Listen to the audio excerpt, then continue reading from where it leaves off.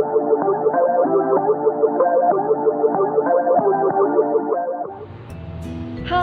Assalamualaikum warahmatullahi wabarakatuh. Saya Trisna Ayu Anggraini dengan NPM 19081081033. Pada kesempatan kali ini saya akan menjelaskan sedikit tentang akar, tanah, dan serapan hara.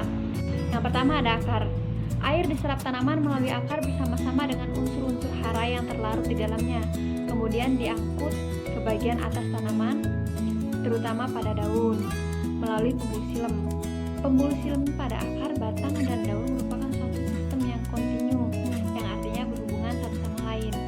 Lintasan pergerakan air dari permukaan akar menuju pembuluh silem ini disebut lintasan radial pergerakan air. Adapun teori pengangkutan air di dalam pembuluh silem, yang pertama yaitu teori tekanan akar, yang kedua ada teori kapilaritas, yang ketiga ada teori sel pemompa, dan yang keempat ada teori kohesi. Sekarang kita masuk ke tanah. Tanah merupakan bagian yang tidak terpisahkan dari kehidupan tumbuhan karena tanah merupakan media bagi tumbuhan yang hidup di atasnya, sumber nutrisi, dan tempat melekatkan diri dengan akarnya. Kondisi fisik tanah sangat ditentukan oleh tekstur dan struktur tanah. Ada 5 komponen yang dapat dikategorikan sebagai komponen tanah. Yang pertama ada mineral tanah. Mineral tanah berasal dari batu-batuan induk yang oleh berbagai macam proses mengalami penghancuran, sehingga menjadi partikel-partikel yang kecil. Yang kedua ada organik tanah.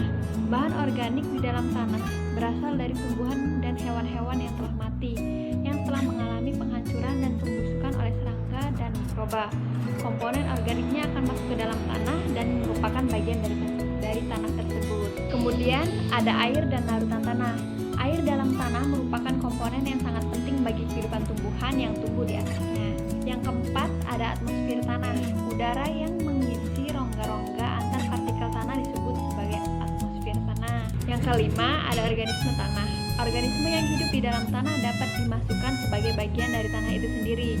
Organisme tanah yang terdiri dari flora dan fauna tanah banyak yang membantu dalam menentukan struktur dan sifat tanah, seperti tingkat kegembusan tanah, kandungan organik dan mineral tanah, serta udara tanah. Sekarang kita masuk ke penyerapan hara.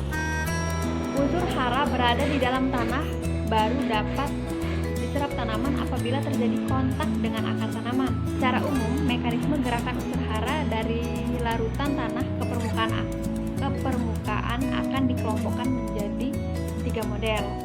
Yang pertama ada intersepsi akar, yaitu akar tanaman yang hidup tumbuh memanjang dan menerobos partikel-partikel tanah, sehingga terjadi kontak akar dengan hara yang ada di larutan tanah maupun hara bagi tanah yang lain. Dan yang kedua ada aliran massa, yaitu pergerakan hara di dalam tanah ke permukaan akar tanaman yang terangkut oleh aliran konvektif air akibat penyerapan air oleh tanaman atau sebagai air transpirasi. Dan yang terakhir ada difusi. Difusi yaitu proses pergerakan hara di dalam larutan tanah dari bagian yang berkonsentrasi tinggi ke